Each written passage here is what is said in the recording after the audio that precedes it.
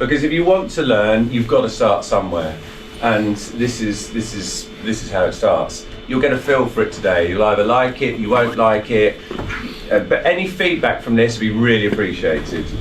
Just going forwards, I want to use VUBA because I think their service and everything and their products are much better, and I wanted to get the information straight from VUBA on how to proceed with their stuff, because I've got different information from Mark's. Okay, that's fair.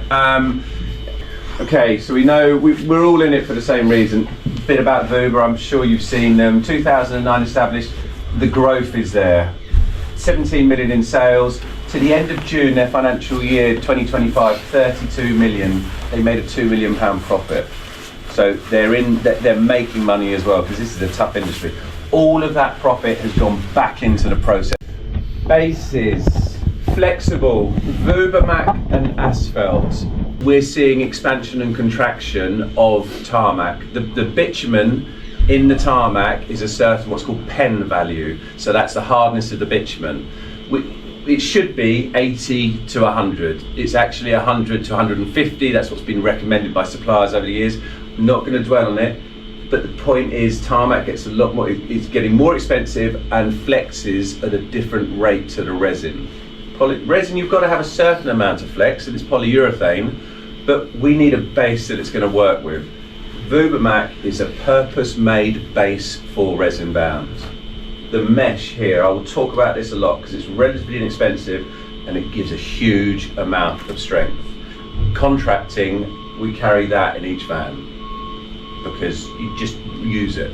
Use mesh. Non-flexible concrete. So there's a lot of people using porous, permeable concrete. It's cheap, and when it's done well, when it's installed well, it works.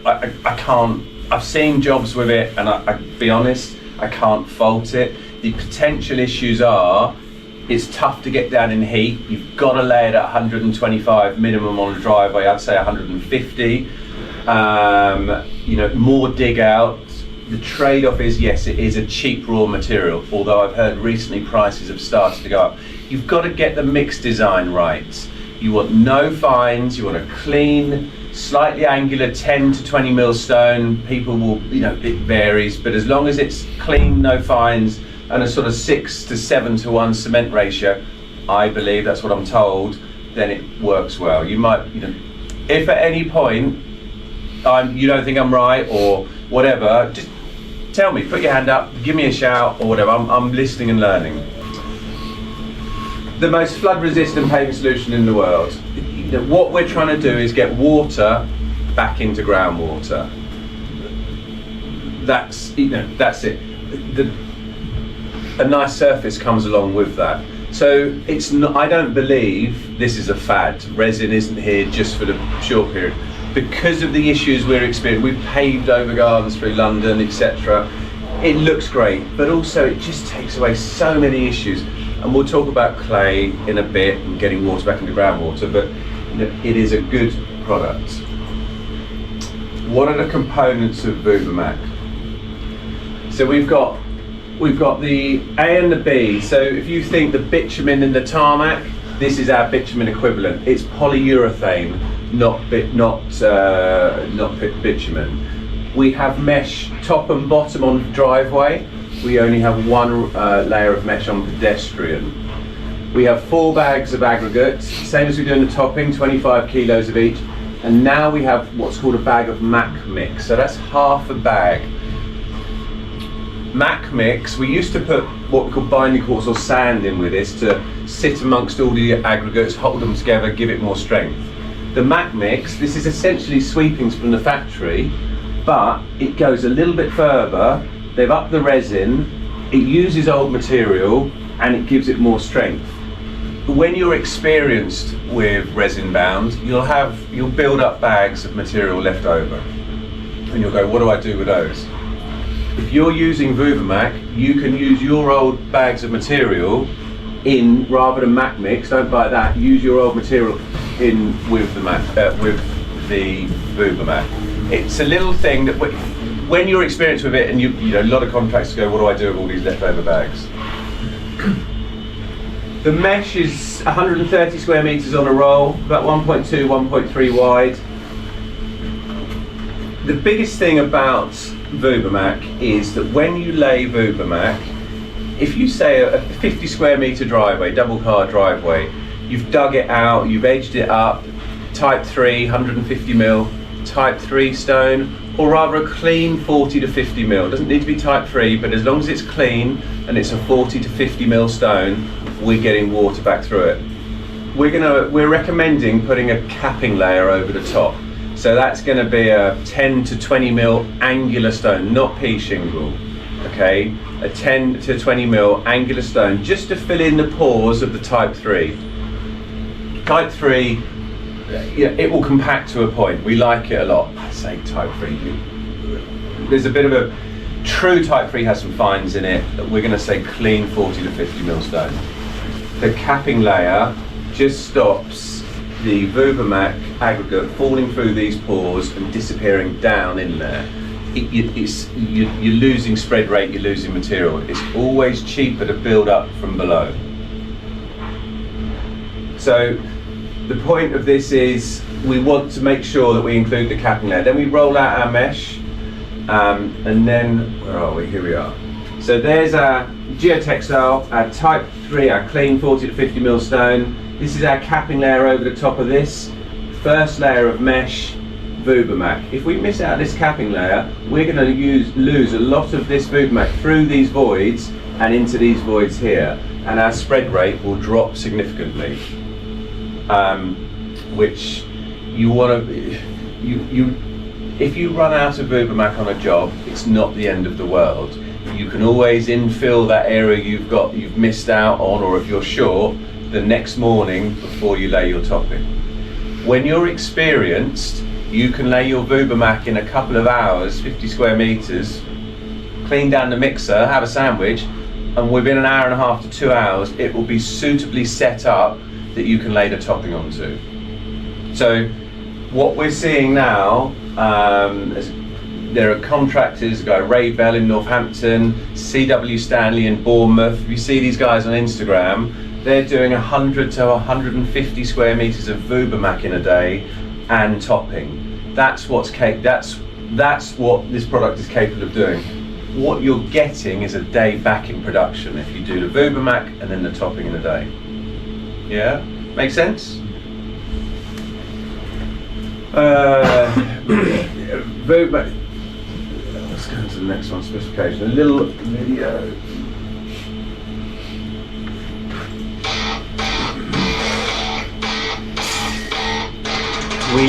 The first iteration of this, we used grano to dust. We've stopped that. We're just with a clean capping layer of 10 to 20 mil stone. This video will show grano to dust was wet, which doesn't look great.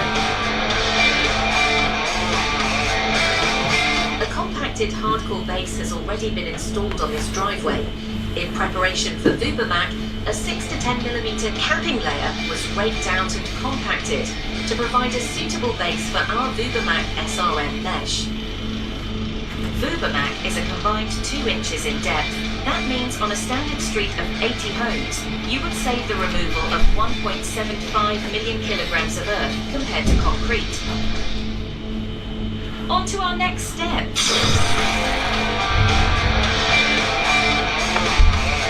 The first layer of VUBA is a structural reinforcement mesh. This mesh, typically used to reinforce motorways, is used to stabilize the base and be an anchor point for base layer. The resin from the base layer will run through into the mesh, chemically bonding it to the base layer. Finally, the aggregate will sink through the mesh, creating a seamless monolithic bond across the system.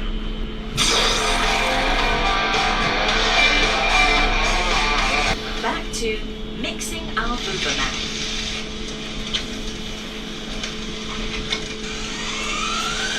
The binder in VUBA, you cannot use this in the topping. You don't catalyse it. Forced action mixer using our patented high-strength elastomeric VUBA base binder. Now onto the application.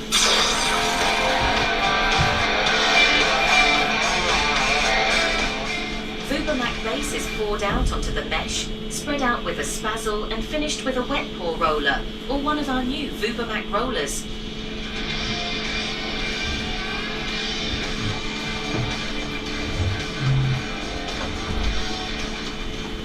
Coverage is dependent upon the usage, with a different depth requirement for pedestrian, vehicle and heavy vehicle traffic.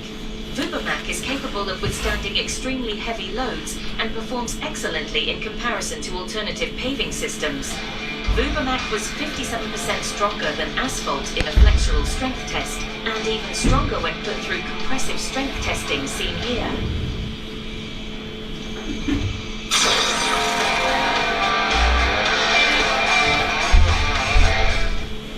Once the VUBA base is laid, a final layer of mesh is rolled out, and you are now ready for your top surface.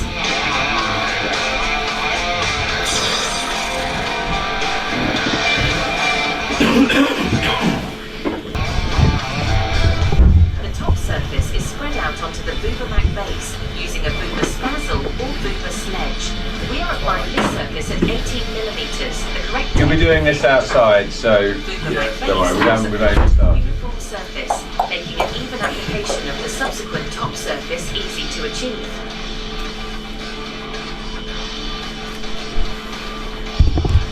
If you lay the topping on the same day or within 24 hours, there's what's called a chemical open window, because it's a polyurethane resin, which is the binder around the aggregate in the VUBA base, that will stick to the topping within 24 hours. So you will get a monolithic bond. They will not separate if you ever dig them up. What we found, even after that 24-hour window, the strength in bond is so strong that with the mesh, we really struggle to break it apart. So, I've lifted resin bound off tarmac, I've lifted it off porous concrete. I can safely say that the bond, even after 24 hours between these two, is significant. What else? Any questions from that VUBA video? Any questions on VUBA so far? I've just got one that we'll probably cover it when we do it. Yeah. They say about compacting it with the roller. Yeah. Is that sufficient? Is that literally all it takes to compress it to where it needs to be? That's a great question. What you'll see today is the VUBA aggregate we have outside is an 8 to 10 mil aggregate. Then we put the MAC mix in there, which is like a very small angular 2 to 5 mil aggregate. This first is, what we're trying to get to is a range of aggregate from 1 mil to 10 mil. When we have that, we're pretty close to it, because you've got such a big aggregate in there as well, it compacts really well with just a small pass. Yes, Compaction is absolutely key on the top coat. That's really, really important. That's the most important. That is the most important. I think next year, the plan is for VUBA to come in a bag, pre-wetted on a pallet. All you'll do is open it up, rake it out, spray a mist or hose over it, because it will react with water really quickly, and set. So we're not too concerned at the moment. Providing you're 30 mil in depth as a minimum, we're not too concerned about the finish. But you don't need to compress the aggregates You don't need to compress them as much. Yeah, running a roller over it, or a lot of people power trowel it, hand trowel it. You haven't got to spend that time over it. As long as you get it flat and at a constant depth, it's with the mesh, it's got plenty of strength. I know, do you compact your base courses? Yes, of course you compact your base courses. The point is it compacts a lot more easily than the topping. Yeah. Any other questions on VUBA? I have about all the concrete. How, because you showed all the new patios. What about if you have old concrete patios? We'll come on to that. I've got one for you on that.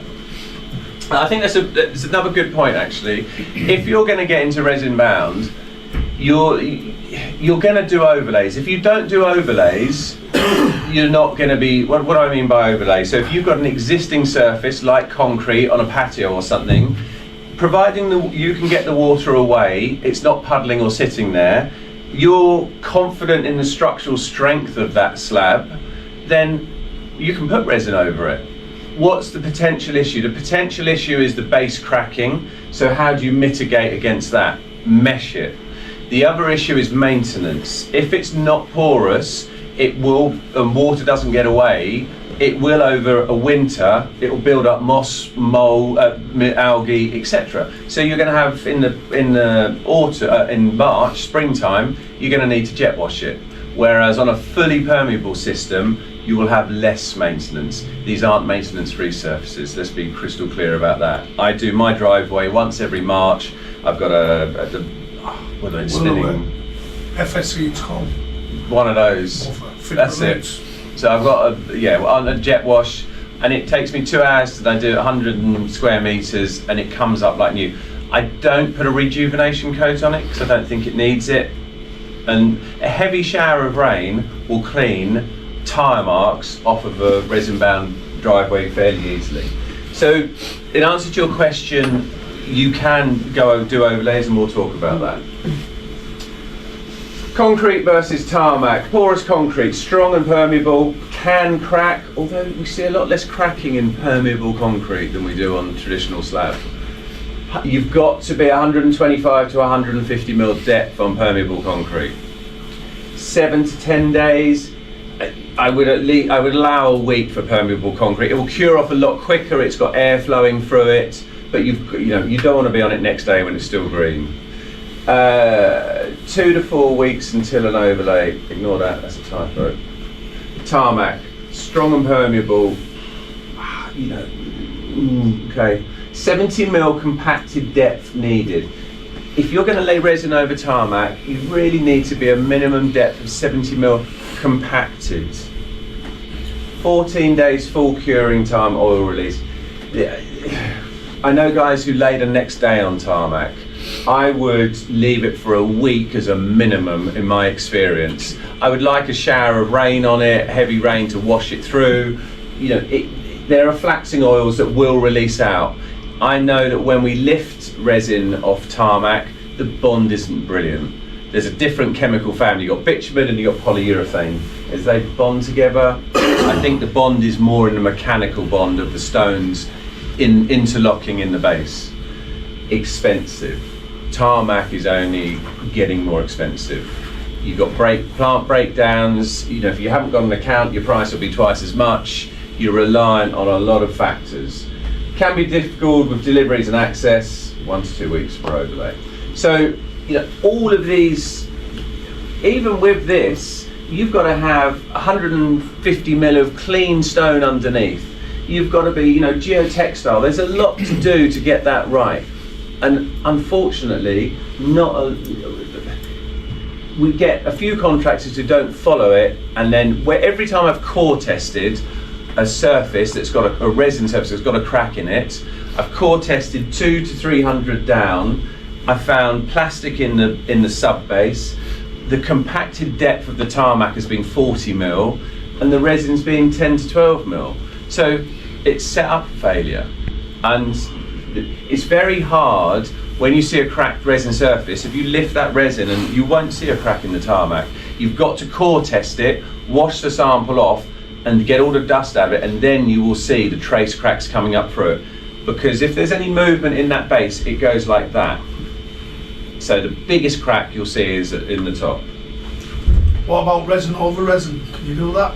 Resin over resin, resin I would prime it first with a tight coat of primer. You don't want to be filling in the pores. So yeah, that works well, but what I would do is mesh it. Yes. So if you're going over resin, there's a reason.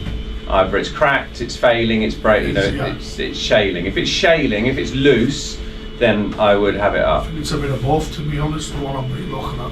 Right, well, and if there's a bit of both, I'd be in there with a beaver pack and have it out. Porous, same specification, membrane, clean 40 to 50 mil stone. This is where we're really pushing and promoting this, because gone are the days of walking over compacted type 1 over wet clay and we can feel it move. You're gonna get a failure. You've got, and if we're over clay a lot down here, as a lot of the country is, what can you do about that? You guys in landscaping and groundworks, I'm guided by you a bit. What I hear and what I can suggest is dig a bit deeper, create a attenuation tank maybe. You've got a larger area for water to drain away slowly. Maybe put a fall on it and have there's various bits you can do, and speak to someone in the know on that. But if we're going over clay, you might have to go a bit deeper. Who's you guys landscaping now? I'm picking on you. What, you got clay in Bristol? Pretty like Waterlogged. Waterlogged. It's like solid. It's like What do you do? stony stuff, to be honest with you, especially in Bath area. So little bits of clay, like you say, just dig deep. Right, But we're quite heavy really down here. We've got problem. blue clay in lots of areas, and it is a problem. But I hear less problems when over the last 2 to 3 years, we're seeing a lot less problems because of this following. We're following these guidelines. Would you potentially use expansion joints if you had very thick clay that you were struggling still with? I think very thick. If we're going to go over clay, I think VUBA Mac is like a raft. So if you've got a 40 to 50 mil of VUBA Mac mesh and topping, I wouldn't put any expansion joints in that, because I think that would create more of an issue potentially. I think this mesh, one layer there on the VUBA Mac, for example, one layer on top and bottom, is like ply. It will when a vehicle goes on it will dissipate that load across the area. I suppose if you're worried about the clay moving a bit, you can just put some geogrid down, which is a bit like your mesh layer, but it goes, you dig out, then probably put 50 mil of stone, then a geogrid, which is plastic mesh, just gives that little bit more stability on the Makes base. sense, quite possibly. Just gives it that little bit more of a chance if you've got that a bit makes of a movement in your base. Yeah, no, I get that. That does make sense. So, specification build up for tarmac, similar to concrete. We're 150 mil, a clean capping layer, your tarmac, 70 mil compacted minimum, mesh topping. This has been the go-to for years.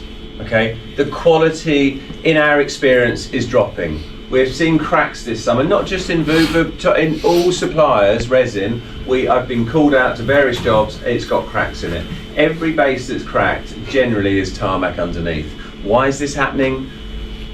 I think there's a lot of recycled aggregate going back into it. I don't think it's been laid thick enough. I don't think it's been compacted well enough, or it's been over compacted on the vibra on the roller, and the stone is shattering. So there's numerous issues, but it's not. VUBA Mac is a purpose-made base.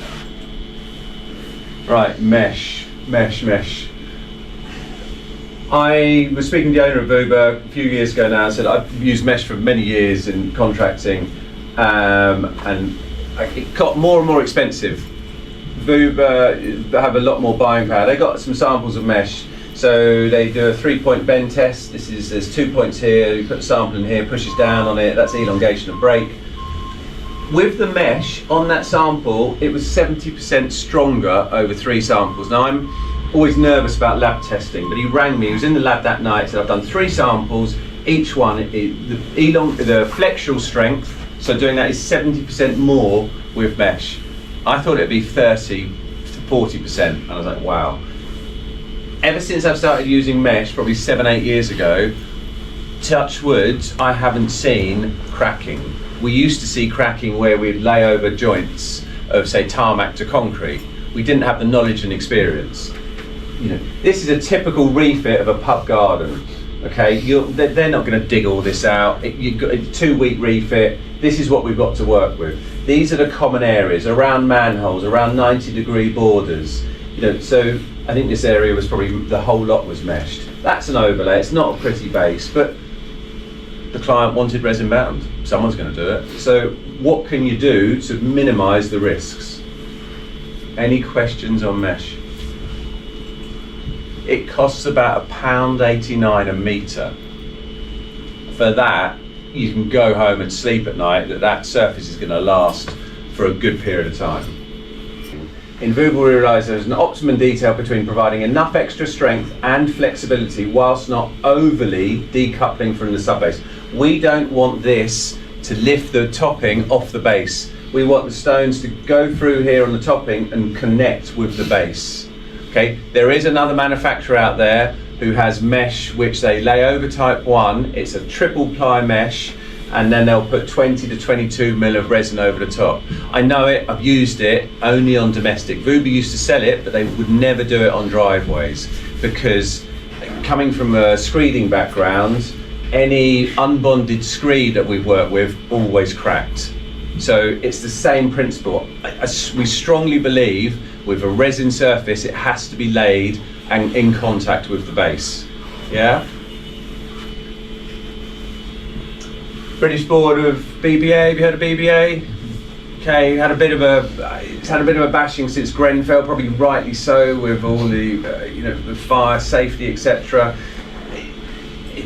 That test certification from BBA means that VUBA are fully compliant in everything they do. They get quarterly tested, spot checks go to their factory, to the plant, distribution centre, so they have a quality standard they have to achieve. Scuffing tests. Scuffing is, if you turn the wheel of a car on the same point, that is a potential failure over time. It's not something VUBA warranty against. I can genuinely say that in my years of laying resin bound, it's not something I've come across. Why is that? I believe that if the surface isn't compacted, troweled up suitably, you're going to get that scuffing. If all of the material isn't scraped out the bucket into the mixer, you're going to get that scuffing. So if you lay that surface well, I don't see it being an issue. Of course theirs is the best, everyone's is the best. Aggregate testing. There was a big thing, VUBA introduced marble probably 9 years ago now, and on my course 20 years ago we were told marble was too soft. You couldn't use marble on driveways. It's used in Europe for what you call quartz carpet, internal stone carpets, all the time. Trying to put it on a driveway, it won't work. Sean learnt Spanish, went to Spain, went to see a quarry owner, and got a size of aggregates, put them together and had them tested. All of these aggregates made up were equal to in strength than any quartz or granite sample that they produced. So marble does work, and now everyone sells marble. Right, the basics. You've got different depths here. I'm going to, if you're new to this, stick to 18 mil. That means you get 3.5 square meters, assuming your base is good, compacted and not up and down like a yo-yo. You'll get 3.5 square meters out of one kit. 4 bags, your binding quartz and your A and your B of resin. If you want to trying to get 15 mil, trying to get 4 square meters, people do it. You've got to pull it tight, okay? The rule of thumb is the depth is 3 times the largest aggregate. So we have 3 to 6 mil aggregates, and so 6, 12, 18. So we don't recommend laying any thinner than 18 mil. If you're trying to do this, you're trying to save half a square meter. Stick to this. Heavy duty, so if you've got a big commercial job, you've got over 7.5 ton lorries on it, talk to us. We'd recommend upping the thickness a little bit. This is absolutely fine for driveways. Yeah? So you pour that into part B, part A, pour that into there, whisk that up, put your bags into the mixer, pour in the resin, and then add your binding quartz. This binding quartz sits among in the matrix, sits in between the stone and increases the strength of the contact points. Don't miss this out. This job is about consistency. Every mix should be the same. All right, curing times. Oh, vastly different. You know, when we were in August, we had a training course. Here, the cold time of year, we got a training course. VUBA pre-catalyse their kits. That means at the factory they put a little bit of catalyst in there. They'll have winter, autumn, spring, summer, and sometimes summer hot, depending on the temperature. They change the catalyst in that period wherever you are in the country. If they're selling a lot of material to the south and it's summer, they might put a little bit less catalyst in because it's warmer down south. We adjust catalyst to the weather conditions. Also produce uncatalyzed resin. Don't worry about that for now. If you're when you've done a couple of years and you're experienced, you're in the middle of summer and you want it uncatalyzed, you just have to have a syringe and you add it yourself when you do each mix. The risk is you miss one out and that will stay soft. It will go off after about 4 or 5 days. Purchase additional catalyst. We've got some outside. You can, at the moment in winter binder, we're adding 5 ml of catalyst. So contractors are starting about 9 o'clock. The surface will just be warmed up a bit, and then they'll be laying till about 2 o'clock. And at 2 o'clock they'll finish, pack up, and then that will give the surface with catalyst in it some setting up time before that frost hits in the evening. This binder we use is what's called moisture tolerant. You don't lay it in the rain, but it has good tolerance to moisture. So it will tolerate dew. We'll come on to that in a sec. Reese will catalyse some material out there with you. Yeah? Does that make sense? Any questions? Mixing resin bound. Use a forced action mixer. Please don't use a cement mixer. It will ball up in the back. You'll get dry spots. It won't work. Lay your mixers out before you start the project. Well, you've got them laid out outside. If you've got a 40 to 50 square metre project, get them all set out, all the bags in the same order, with your binding quartz on top and your resin next to it. You can keep it, you know exactly where you are. You're not taking it off a pallet, putting it in a mixer.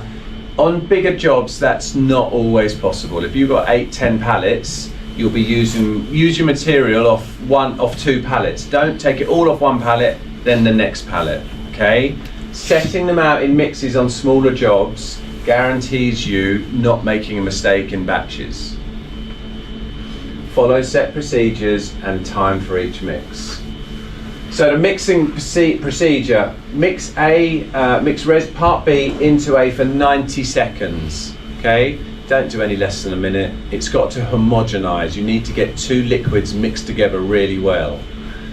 Add catalyst if required. Put the 4 bags of aggregate in the mixer at the same time. So you'll stack them on top of the mixer, smallest on the bottom, because there's 1 bag of small, 3 big, generally. Smallest on the bottom, biggest on the top, and you'll slash the bag with a knife from the top, work your way down. So the smallest aggregate goes in last, because if it goes in first, it's harder for the mixer to bring up the smallest aggregate from the bottom. Once you've got all the bags in there, you've whisked up the resin, pour the resin in. Right, let it wet out for 30 seconds, then pour in the binding quartz. Don't put the binding quartz, that little bag of sand, in before the resin, because it will just sink to the bottom. Same thing, it'll take ages to come up. Use a stopwatch or timer if you want to, and allow 4 minutes for mix. So that process will be 4 minutes. Do not over mix, no more than 4 minutes. If you're going to be 5 minutes each mix, absolutely fine. Don't be 10 minutes, because what will happen is that it will turn in the mixer, and stone against stone is attrition. It will start to grind. It will grind against a steel of the drum, and you will get, if you do 1 mix for 5 minutes and 1 mix for 10 minutes, you'll get 2 different colours potentially. Consistency. Whoever is on the mixer is the most important person in that job. Is that 4 minutes including the entire process? That's it. 4 to 5 minutes, yeah. So you whisk your resin up. Yep. You leave it sitting there for 20 seconds while you cut the bags into the mixer. Get rid of your rubbish. Pick up your resin. Pour that into the mixer. Scrape it out of a bucket trowel so you get everything out. You know, they don't give you much extra in there, maybe a few grams. So you've got to get all of that out into the mixer. Then put your bucket down, get your bag of binding quartz, rip that open and pour that in slowly, and you'll see it. You'll see when it starts to. You'll see it mix in there. When it's all mixed in evenly, that's good to go, and that'll be about 4 to 5 minutes. Do the same each time.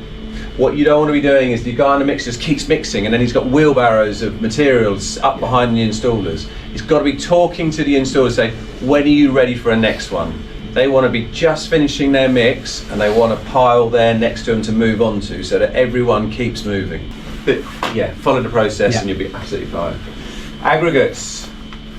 Throughout the industry, it's been a bit of a mafia. VUBA spent the last year sourcing aggregates direct. They used to have a processor in Spain. They used to buy off, try to do a deal to buy them, didn't work. Now they go direct to quarries. They have ships coming into their new factory in Gaul. No middlemen. We're more in charge than ever of quality and batch. The stuff that's coming out of VUBA now, quality-wise, is very, very, very good. It's been a struggle with their new processing plant, but it's just getting better all the time. VUBA are planning a network of distribution sites across the country to complement existing ones. They've got Bridgewater in Somerset, big unit there for you South West guys. Bridgend in Wales. We've got a big one in Leeds, Birstall. That's going to have a trade counter up north. We're down here. We're opening in Essex, in Braintree in February, hopefully. We've got some guys in Chorley, Lancashire. Why the marble works is because you get a really good blended range of aggregates. We've got these smaller ones here, we've got bigger ones here. The shape, we've got a sort of rounded angular. What we don't want is loads of these long, thin bits, which you do get in Italian marbles. So this is Spanish marble. We put the binding quartz in. There's slightly textured. You can see these little bits on there, the shiny bits. That's the binding quartz. Compaction.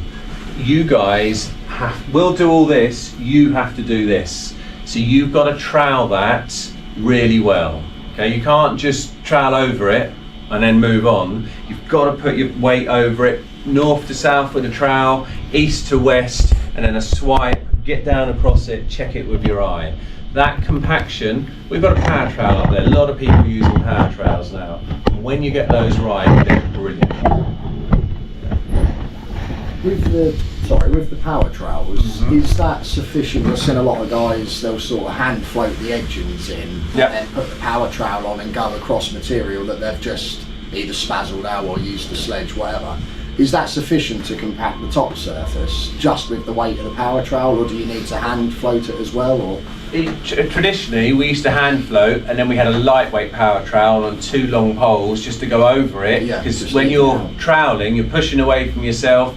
You think this looks amazing. I'm really good at what I'm doing, and then the car drives in at night, and then the headlights pick up that low light will pick up any trowel marks, and it can look like the Sahara Desert. The power trowels now weigh about 22 to 25 kilos. You can adjust the pitch on the blade. That's the absolute key. We could never adjust the pitch on the blade. They weighed about 15 kilos. So they were just lightweight pole finishers. They come from the concrete industry. The power trowels, that MBW 25 kilo one is brilliant. Is that the little 24 inch? 24 inch, so that's yeah. Heavier and yeah, exactly. The 30 inch is brilliant. I had spent 4 years ago, I sold 50 of them. I was looking for a power trowel. I lost the exclusivity on them because MBW thought, well, hold on, we've got a market here. But we still buy them off MBW, it's all good. I've had a lot of involvement in power trowels. When you get it right, it will leave an amazing surface. So yes, it will compact. So you can just set your material down and then power float over it, and that's all. You don't have to hand trowel the whole. You don't have to hand trowel if you buy the right trowel. Yes, yeah, of course. If you buy the right power trowel. Yeah. Yeah, but the trouble is, people get reliant on them. Yeah. And then you've got to get troweling. You've got a couple of months of troweling. You'll get the feel of it. So, yeah, look, if you've got loads of money, of course, go and buy it all straight away. But I would say put that on your list after a couple, or get a few jobs under your belt, hand troweling, and then come back to that. How can it be used? Used in a multitude of areas. We've seen it being used on driveways, patios, a lot of pool surrounds. There are lots of pools out there, you'd be amazed. A lot of commercial pool surrounds. My contracting business I work with, they do a lot of haven holiday parks. Have you seen Martin Mere, Great Yarmouth, any of those you've been to, and you've seen resin bound? It's got it can Manchester Hospital, it can be used all over the place. This is an American job, they love going over the coping stone, they're very good at it. Edging. If you're going to go up against sleepers, or you're going to go up against wood, use an aluminium edging strip, because it will expand and contract at different rates, okay? Don't trowel up to wood. Make sure you've got something else you can finish against. block edging, granite sets, paving slabs, you know, as long as you've got an edge to finish up to. Yeah? Steps and risers. This job was done by a guy called Nelson Birch with the first version of VUBA's VUBA end. It looks amazing. Look, forget what they look like aesthetically, but the skill and what he's done in there, and I know the weather he did that in, and I know, I spoke to him just after he did it, that was hellish hard, and it's come out really well. They've improved it enormously since then. Jonah, I'm sure you've Chicken Man. Anyone not heard of Chicken Man? So you'll see these. He's done this big set of steps here. You know, it may not be your cup of tea, but you'll get asked to do. A client will say, "What can I do about the front step?" So if you're aware of it and prepared for it, we've got a great product. Comes in a bag. You'll see it today. You have a little bag of what's called tack primer. Paste that on the wall with a trowel. And then you get a foil bag with the mix already mixed with the binder. Open it up, put it in a bucket, trowel it up the wall. You haven't got to do any mixing with the pre-mixed stuff. You know, and that's really good. Potential pitfalls. How to avoid them. Okay. We do see a lot of this. So if you've been on your phone, what's happened here? This is just purely inexperience, okay? They're not checking it, they're not looking at it, they're thinking that's acceptable, all right? It's not acceptable. The issue is, the first issue is it looks horrific, and you know, I wouldn't be paying for that. The second issue is, none of these stones are held up next to each other. So they're gonna wear really quickly. They've got no contact points. So you're going to get loosening of aggregate, which is going to compromise the integrity. But you know, as soon as the sun hits that in the morning or afternoon and winter, it look horrific. All right. This used to be one of the biggest issues with resin-bound surfacing. Come this time of year, you'd get what's called dew point. So say 7-8 degrees, the moisture in the atmosphere would be too heavy, fall out of the atmosphere and sit on the grass, sit on the surface as dew. What happens, you get dew point because the air temperature is lower. Okay, so polyurethane resin, about 4 or 5 degrees, what we're out there today, the cure will drop right off. The curing profile, which means how it cures with polyurethane, is flat, and then it shoots up. Epoxy goes up at an angle.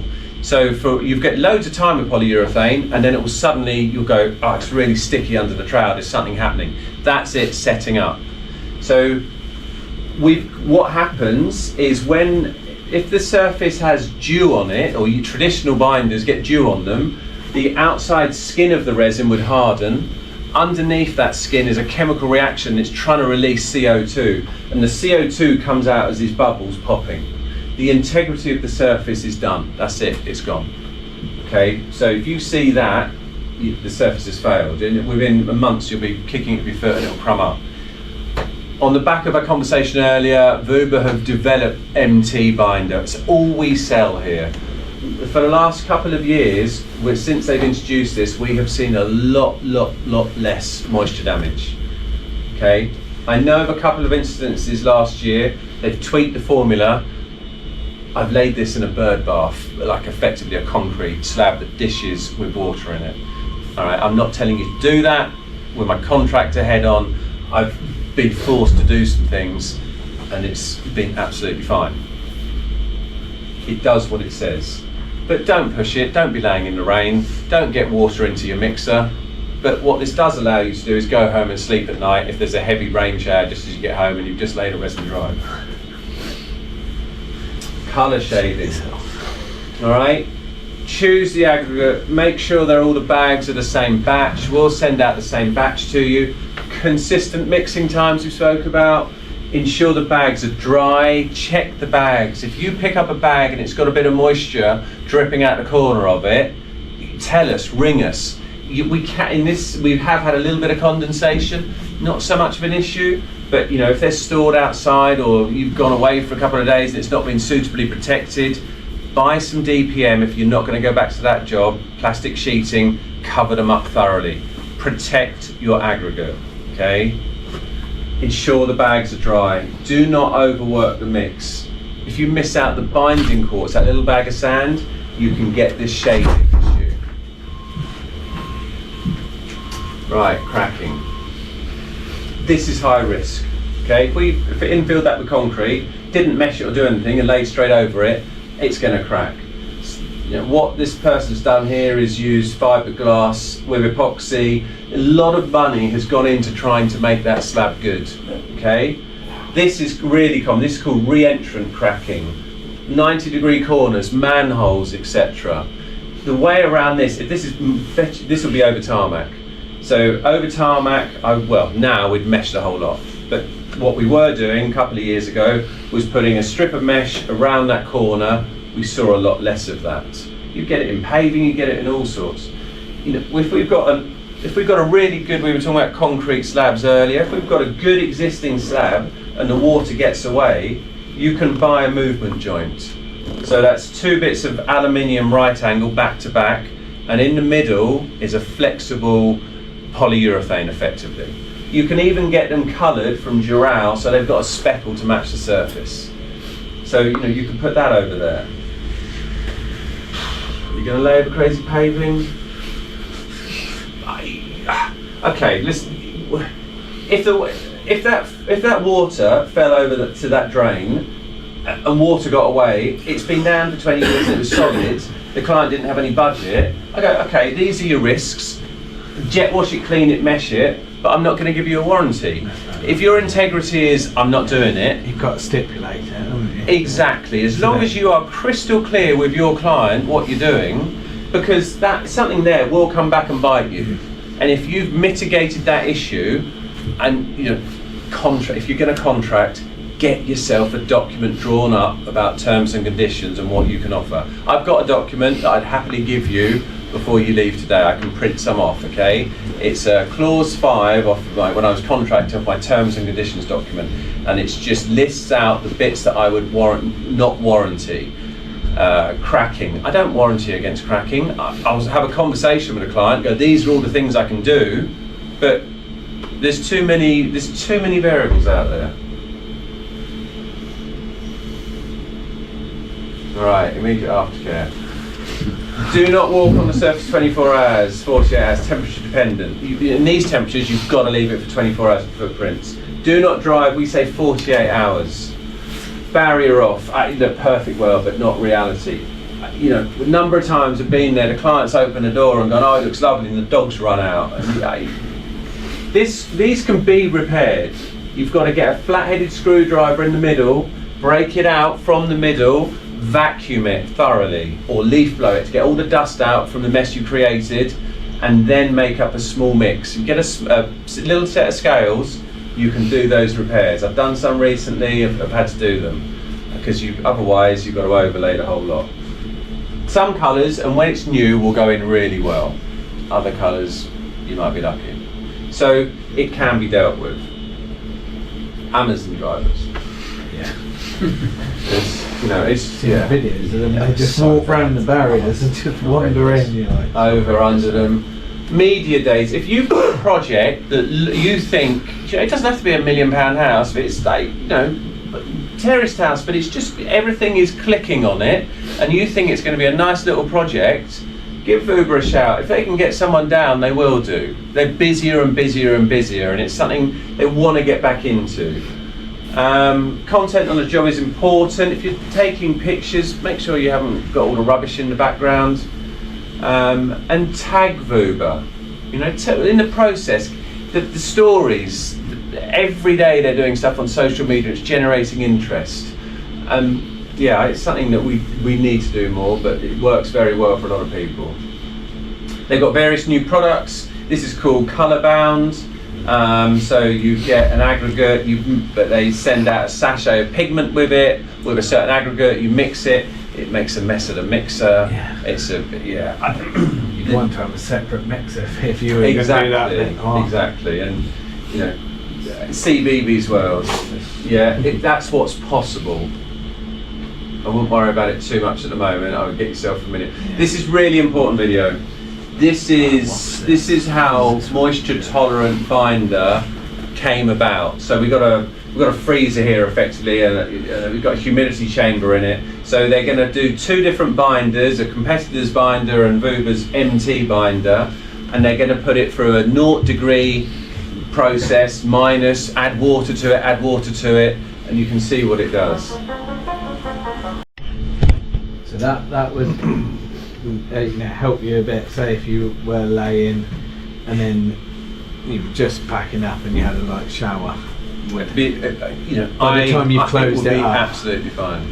As long as it's closed up. Yeah, if you finished and it starts raining, if you're onto a permeable base, even better. The risk is if you're doing an overlay and the water sits in it and can't get away, that's increased risk.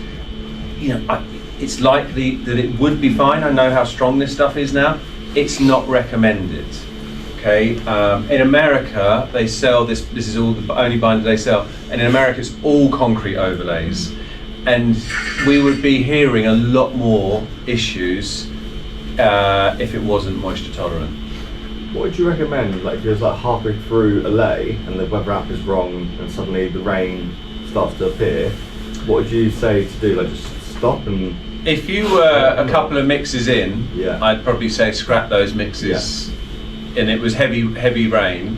If you're halfway through, knowing what we know now with this binder, and I probably get slated for this, but having been there numerous times over the years, and with moisture, I'd probably carry on. Because you're at a point where do or die. Do or die. You're damned if you do, you're damned if you don't. You're going to waste material no matter what you do. Exactly. 3 years ago, I would have probably stopped. Yeah. But now this binder is that strong, the chances of it being fine on a permeable base is a lot more. Work under a tarpaulin. Well, we've pulled a sheet over the top, we've done all sorts. So this is another new product that VUBA talks about. It's not new in the world, but what they're doing is mixing chopped up car tires, effectively base rubber that we'd use in playgrounds to give it the sponginess, not the topping layer. And they're mixing that with aggregate and their Grassmac binder, which is very similar to the VUBA binder, and they're using this under artificial grass. I'm not big on artificial grass. I don't know, do people do grass here? Is it the dog weed? Does it smell? Is there something? Anyway, this is... It gives you grit underneath. Yeah, granite dust or grit or something. Anyway, they're type 3 and then they're putting this over the top. Contracts are locally done a big swimming pool with artificial grass around it, quite a lot of static in it. But something to look at. What I'm really looking forward to on this, and we've done a job recently, is a golf pathway. We did Seine Valley Golf Club down near Hythe in Kent, 300 square metres of it, dug out, edged it, laid this at 30mm over type 3, and it's got a really flexible, porous buggy pathway. So you might have seen like Trail Flex and various places along canals now are doing rubber and aggregates. There's a place for it as a cost-effective, safe walkway. I have a question, if I can interrupt, about the temperature. About the temperature? What the winter temperature is? What, to lay in? No.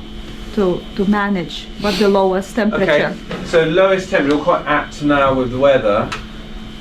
The lowest temperature, the manufacturer's recommendation will be 4 to 5 degrees air temperature.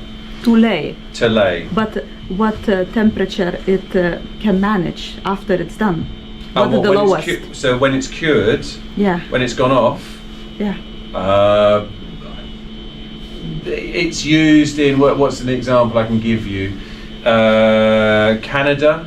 It's laid in Canada. That's permafrost, so -20. VUBA's partner in North America is in Saskatchewan, Canada, and they have -40. So once resin is cured, it's inert. That means it won't react. So I don't see that being an issue. Yeah? You'll be outside in a minute, get a bit of fresh air. Right, VUBA, we've got a few more to go, about another 5 minutes, are we done? VUBA end. Chicken Man, Jonah, we've recently developed a brand new vertical binder, making the product of rendering more easy. It's polyurethane resin again, it's not epoxy. Been working on this for the best part of last year with research and development team working closely with contractors. Every time we get a new product, they send it down to us, we try it.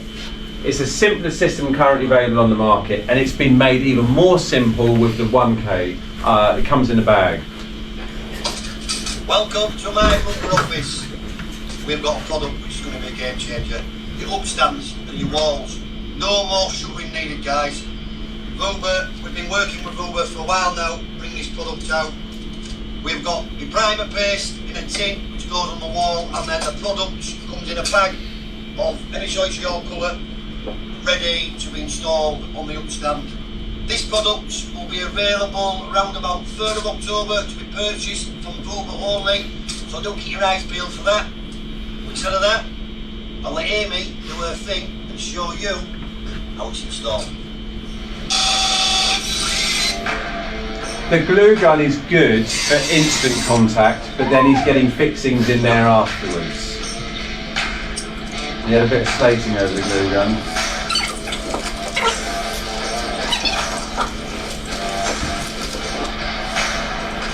I think that was we put this on the steps to give it some extra strength, which I think is quite a good idea on that front edge. Could you just use standard render beads? Are they? What's Just that got made of? standard, just the standard plastic or metal.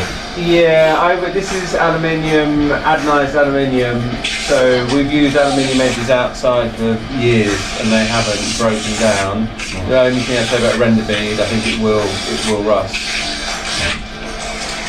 Because it's not going to be covered like you would on render. But we sell this aluminium trim. Oh, you do? Yeah, yeah. Flexible or rigid.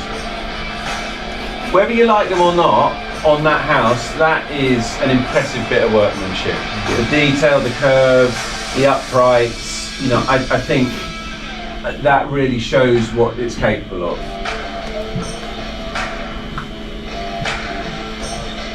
Just this to the front of the house. Or not.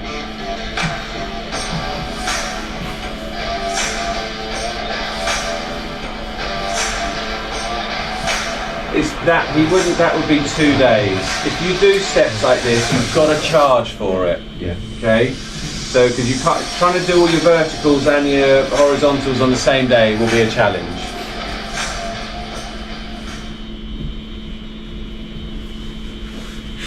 Right, Fusion. There's a lot of AI out now, and you're probably better at AI than some of us are.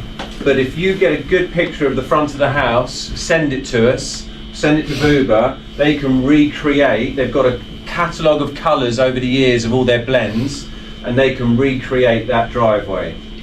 So that gives the customer a good feel for what it could look like. It's a little bit simplistic, but you know what? Some of them look a lot better than others. So it's something to consider. VUBA, they do a lot of commercial work now, and they're starting to get specified. So this is a big project in Mexico. We need to get the after pictures now. These are artist impressions. This was 15,000 square meters in total. We had 15,000 square meters of VUBA, and then we put 15,000 square meters of topping on. Went on for about 3 months. Client's very happy, and it looks pretty impressive. It's a big roadway that goes around this multi-million-pound complex. They've just, I don't know if you've just seen on LinkedIn, they've just completed, or last year, but it's just been opened, a museum in Abu Dhabi, the Zayed Museum, I think, 15,000 square meters of resin-bound stone there. I had some involvement in speccing that. That was over tarmac, big concern. Another contractor from France put a 500 square meter sample down. Within a year, with the heat and the tarmac, it all cracked and lifted. We primed it with epoxy, we meshed it and laid over it, and they started doing that a year ago, and they finished just in time the last section. So far all looks very good. But this is what's capable. You can do, if you've got a good team of 6 men, you can do 350, 400 square meters a day. So we get deliveries here. Phil on this lorry or a VUBA lorry will come in here. We've got all of our stock. This will be the same story for distributors around the country. And then we have a lorry coming in at 2 to 3 in the afternoon, and it'll go back to one depot half an hour from here. It will go from there overnight onto another one of that company's lorries and deliver straight to site. Right, any questions? 10 minutes outside, you're wishing you're back in here.